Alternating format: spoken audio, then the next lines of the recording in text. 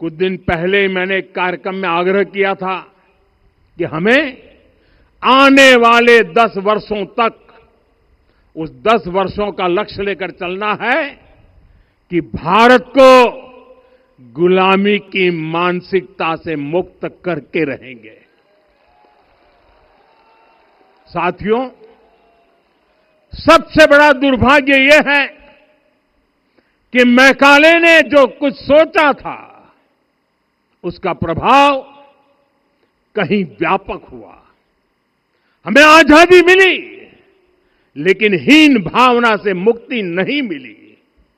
हमारे यहां एक विकार आ गया कि विदेश की हर चीज, हर व्यवस्था अच्छी है और जो हमारी अपनी चीजें हैं उनमें खोट ही खोट है। साथियों, गुलामी की यही मानसिकता है जिसने लगातार यह स्थापित किया। हमने विदेशों से लोकतंत्र लिया। कहा गया कि हमारा संविधान भी विदेश से प्रेरित है, जबकि सच ये है कि भारत लोकतंत्र की जननी है, मदर ऑफ डेमोक्रेसी है। लोकतंत्र हमारे डीएनए में है। साथियों, अगर आप तमिलनाडु जाएंगे तो तमिलनाडु के उत्तरी हिस्से में उत्तीरमेरूर गांव है। वहां हजारों वर्ष पहले का एक शिलालेख है। उसमें बताया गया है कि उस कालखंड में भी कैसे लोकतांत्रिक तरीके से शासन व्यवस्था चलती थी, लोग कैसे सरकार चुनते थे। लेकिन हमारे यहां तो मैग्ना कार्टा की प्रशंसा का ही चलन रहा। हमारे यहां भगवान बसवन्ना, उनके अनुभव मंटपा की जानकारी भी सीमित रखी गई।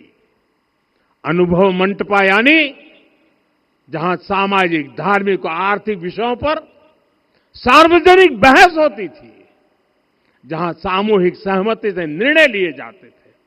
लेकिन गुलामी की मानसिकता के कारण इस भारत की कितनी ही पीढ़ियों को इस जानकारी से भी वंचित रखा गया।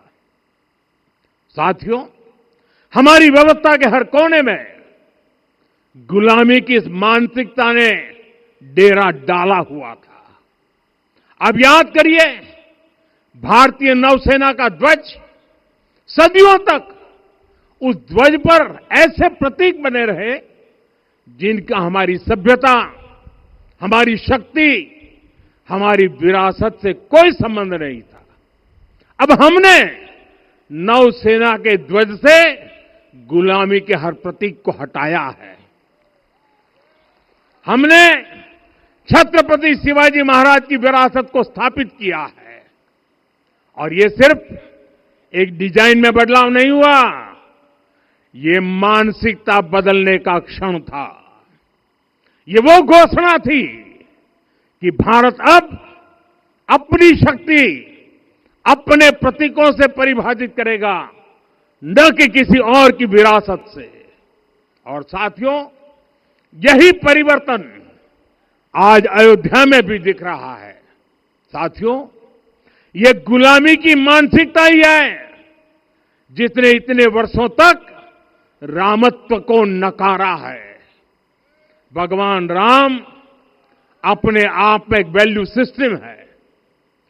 ओरछा के राजा राम से लेकर रामेश्वरम के भक्त राम तक और शबरी के प्रभु राम से लेकर मिथिला के पाहुन राम जी तक भारत के हर घर में, हर भारतीय के मन में और भारतवर्ष के हर कण कण में राम है। लेकिन गुलामी की मानसिकता इतनी हावी हो गई कि प्रभु राम को भी काल्पनिक घोषित किया जाने लगा। साथियों, अगर हम ठान लें अगले 10 साल में मानसिक गुलामी से पूरी तरह मुक्ति पा लेंगे, और तब जाकर के ऐसी ज्वाला प्रज्वलित होगी, ऐसा आत्मविश्वास बढ़ेगा कि 2047 तक विकसित भारत का सपना पूरा होने से भारत को कोई रोक नहीं पाएगा। आने वाले 1000 वर्ष के लिए भारत की नींव तभी सशक्त होगी जब मैकाले की गुलामी के प्रोजेक्ट को हम अगले 10 साल में पूरी तरह ध्वस्त करके दिखा देंगे।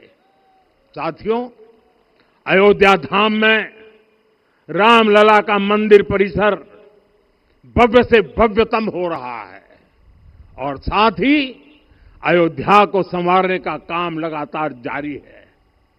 आज अयोध्या फिर से वह नगरी बन रही है जो दुनिया के लिए उदाहरण बनेगी।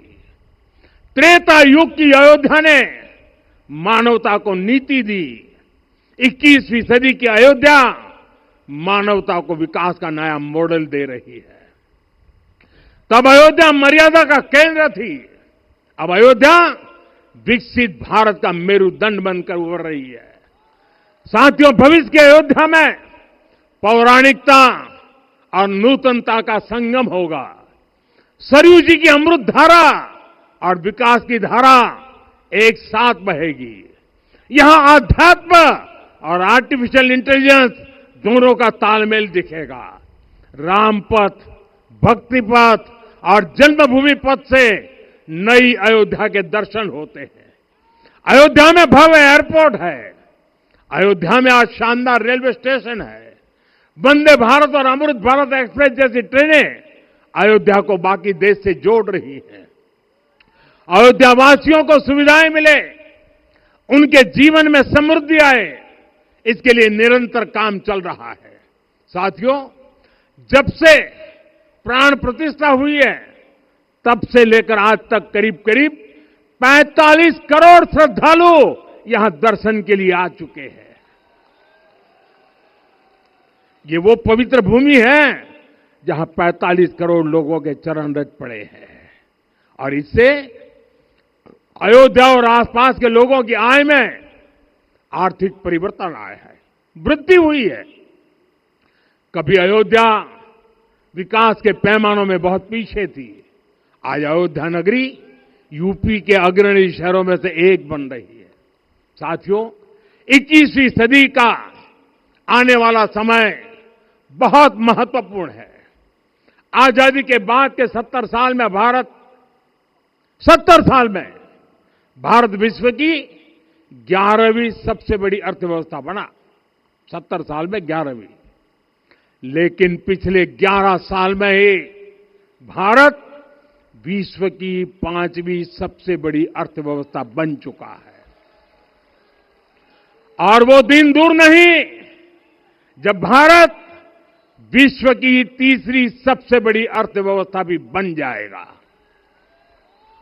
आने वाला समय नए अवसरों का है, नई संभावनाओं का है और इस अहम कालखंड में भी भगवान राम के विचार ही हमारी प्रेरणा बनेंगे। जब श्री राम के सामने रावण विजय जैसा विशाल लक्ष्य था, तब उन्होंने कहा था, सौरज धीरज ते ही रथ चाका, सत्यशील दृढ़ ध्वज पताका, बल विवेक दम परहित गोरे, क्षमा कृपा समता रजु जोरे। यानी रावण पर विजय पाने के लिए जो रथ चाहिए, शौर्य और धैर्य उसके पहिए हैं, उसकी ध्वजा सत्य और अच्छे आचरण की है, बल, विवेक, संयम और परोपकार इस रथ के घोड़े हैं।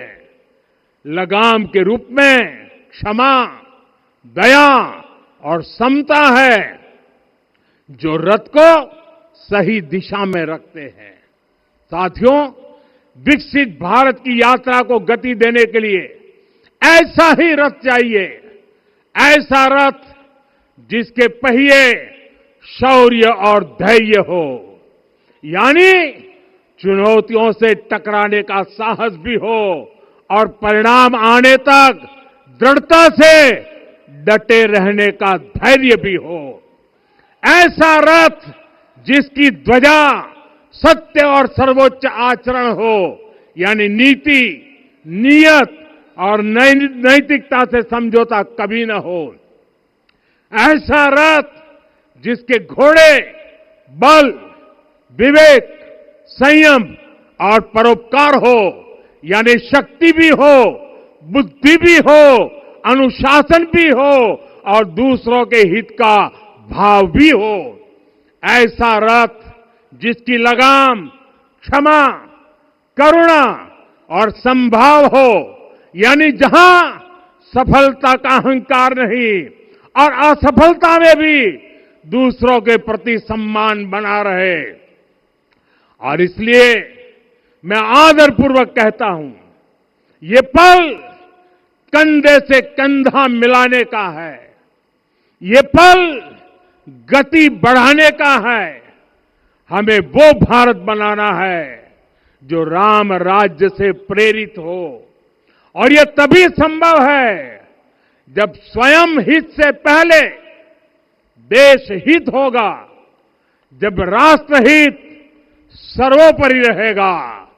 एक बार फिर आप सभी को बहुत बहुत शुभकामनाएं देता हूं।